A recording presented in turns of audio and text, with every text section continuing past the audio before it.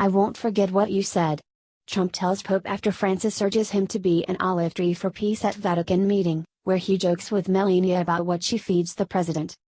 A lone American flag hung above the entryway to Pope Francis' Apostolic Palace in Vatican City on Wednesday as U.S. President Donald Trump arrived for the third leg of his tour of the world's great religions. Trump met Pope Francis on the fifth day of his first foreign presidential trip, after visiting the cradles of Islam and Judaism. While their discussion will remain private, the president had a brief message for Francis as he left. "I won't forget what you said. It's such an honor," he said as he shook the Pontiff's hand and posed for photos in the Sala del Tronetto, the second-floor little throne room. "Thank you very much. This is such a great honor," Trump was later heard saying as he and Francis sat across a desk from each other to begin their talks in his private study. The Pope presented Trump with a medal with a picture of an olive tree and told him, "It is my desire that you become an olive tree to construct peace." Trump replied, "We could use peace." He tweeted on his way to the airport, "Honor of a lifetime to meet His Holiness Pope Francis. I leave the Vatican more determined than ever to pursue peace in our world." The famously blunt-spoken Francis said nothing. After they emerged from their talks, Francis was grinning from ear to ear as he met other members of the first family. "What do you give him to eat?" he asked Melania Trump in Italian, referring to the president's hulking size. "Patica?" "Pratica." A delighted Melania responded, laughing. Patica is a Slovenian nut roll dessert.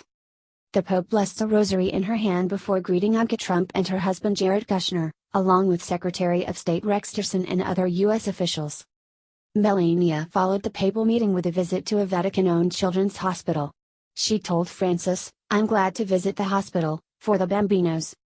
Ivanka's itinerary included meeting victims of human trafficking and host a round table with members of the community of Sant'Egidio, a social justice-oriented anti-poverty group affiliated with the Catholic Church. The Vatican praised Trump in a statement, saying that he and Francis spoke about their joint commitment in favor of life, and freedom of worship and conscience. But in a veiled slap at Trump's immigration policy, the Vatican added that the Pope would seek serene collaboration on healthcare, education and assistance to immigrants. "We had a fantastic meeting," Trump told reporters afterward. "He is something. It was an honor to be with the Pope." The president ignored a question about whether he and the Pontiff had discussed global warming. The Trumps brought 2 gifts for the Pope, including a case of first edition books by Reverend Martin Luther King Jr.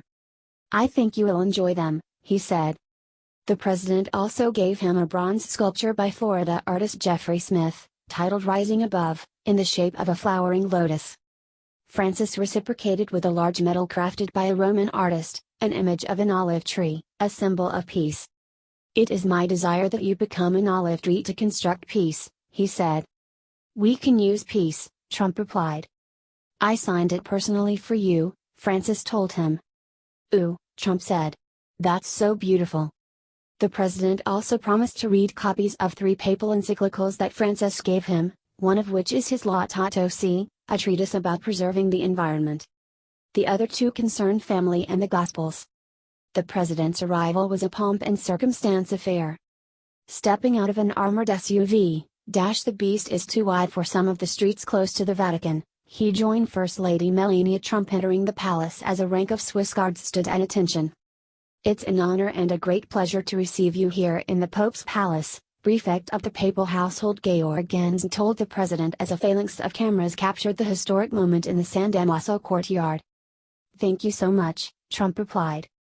Mrs. Trump was dressed in black and wearing a black lace veil over her hair, and got her own handshake from Genz. Ivanka Trump, too, wore a tulle veil. Her husband Jared Kushner joined the entourage along with Tillerson. The veil, or mantilla, is traditionally worn by women as a sign of respect when meeting the Pope. Trump's senior aide Hope Hicks wore one as well. Neither woman, however, wore a headscarf in Saudi Arabia over the weekend, despite the local custom of Muslim women wearing hijabs in public. Catholic women worldwide typically wore mantillas to church until the 1960s. Following a private tour of the Sistine Chapel and St. Peter's Basilica, the president went to the Quirinal Palace for a meeting with Italian President Sergio Mattarella. He entered the palace's courtyard to find an honor guard of 30 Italian military officers in full dress uniforms, complete with medals pinned to their chests. With Melania and Ivanka at their own meetings, policy advisor Stephen Miller took a seat at a long conference table alongside Tillerson. On Trump's other side sat Kushner and National Security Advisor H.R. McMaster. Following a second political meeting, with Prime Minister Paolo Gentiloni, the president headed back to Rome's Fiumicino airport with a motorcade of 50 vehicles.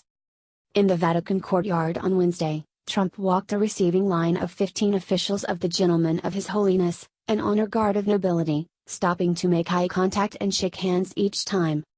As Trump and Francis talked, Melania, Imka and Jared sat in an anteroom, speaking with Gentlemen of His Holiness members and guests. The president's quick in-and-out room visit completes his global monotheism hat-trick as the unconventional Pontiff and the even more unpredictable president talk Turkey. The two men went toe-to-toe during the 2016 campaign season after Francis questioned candidate Trump's religious convictions, and the future president fired back an unchristian put-down. They were all smiles, however, as photographers and reporters chronicled every word, gesture and reaction. Only when they disappeared into a Vatican inner sanctum, alone, save for a translator, did the rubber meet the strata. Trump's Saudi stay was focused on galvanizing persuadable Muslim-majority nations around a common mission of stamping out the violent jihadism that persistently threatens to tar and feather their religion. His closely watched appearances in Jerusalem and Bethlehem were calculated to showcase Trump's closeness with Israeli Prime Minister Benjamin Netanyahu, and his less Republican-like respect for Palestinian leader Mahmoud Abbas, as bookended overture to a coming peace proposal. But White House officials had been uncharacteristically mum about the president's goals for his meeting with the leader of the world's 1.2 billion Roman Catholics. He was invited by the Pope, and he's honored to go and meet the Pope. It's somebody he has a lot of respect for, a senior administration official told reporters Tuesday aboard Air Force One. The only hint at an agenda came when the official hopefully lumped Catholicism into an ecumenical and high-terror clash, signaling that Trump may angle for Pope Francis to endorse his hardline condemnation of suicide bombers. When you put it all together, you're really showing that this problem of radical extremism is one of the great problems of our time, the official said. By putting everybody together you can really build a coalition and show that it's not a Muslim problem, it's not a Jewish problem, it's not a Catholic problem, it's not a Christian problem. It really is a world problem. In Israel on Tuesday, Trump denounced British-Libyan terrorist Salman Abedi, who killed 22 people at a rock concert in Manchester, UK, as an evil loser. I will call them from now on losers because that's what they are. And we'll have more of them.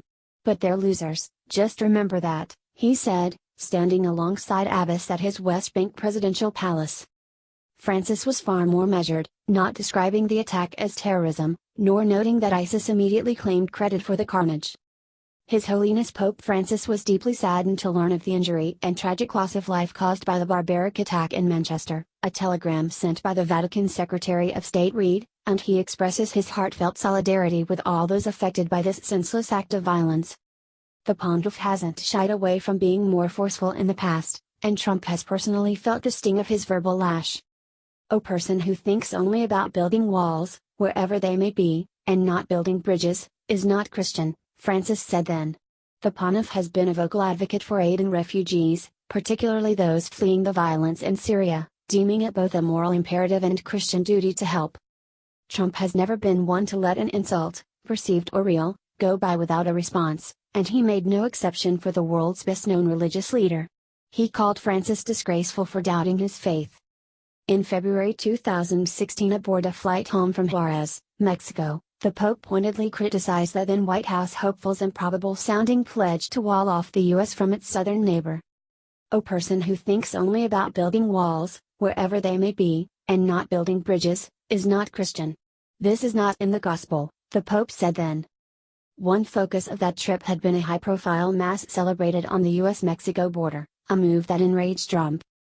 I think the Pope is a very political person, he told a Fox Business Channel interviewer. I think he doesn't understand the problems our country has. A week later, Trump sputtered out a response on Facebook to the Jesuit Pope upbraiding that questioned his faith. At a point in time when he was emphasizing his border wall plan's potential to stop Islamic terrorists from coming to America, the bombastic billionaire let it all hang out. If and when the Vatican is attacked by ISIS, which as everyone knows is ISIS's ultimate trophy, I can promise you that the Pope would have only wished and prayed that Donald Trump would have been president because this would not have happened, he wrote. And he claimed Mexican politicians had romanced Francis during his trip with only one side of the story, saying that he didn't see the crime, the drug trafficking and the negative economic impact the current policies have on the United States.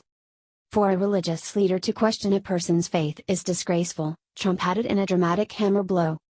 I am proud to be a Christian, and as president I will not allow Christianity to be consistently attacked and weakened, unlike what is happening now, with our current president. No leader, especially a religious leader, should have the right to question another man's religion or faith. After a lengthy cooling-off period, Francis has adopted a wait-and-see attitude to his meeting with America's most famous Presbyterian. Asked on May 13 whether he plans to toughen, or soften, his positions on global warming or immigration when he sits down with Trump, he insisted that he wasn't about to get caught up in political calculation. We'll talk, each of us will say what he thinks. Each of us will listen to the other, Francis said during a May 13 flight from Portugal to Rome. I never make a judgment on a person without listening to them. I believe that I shouldn't do this. In our talk, things will come out. I will say what I think, he will say what he thinks, Francis said. Trump will fly to Brussels on Wednesday afternoon to attend a NATO summit on Thursday. From there he heads back to Italy, further south, on the island of Sicily, for a G7 meeting.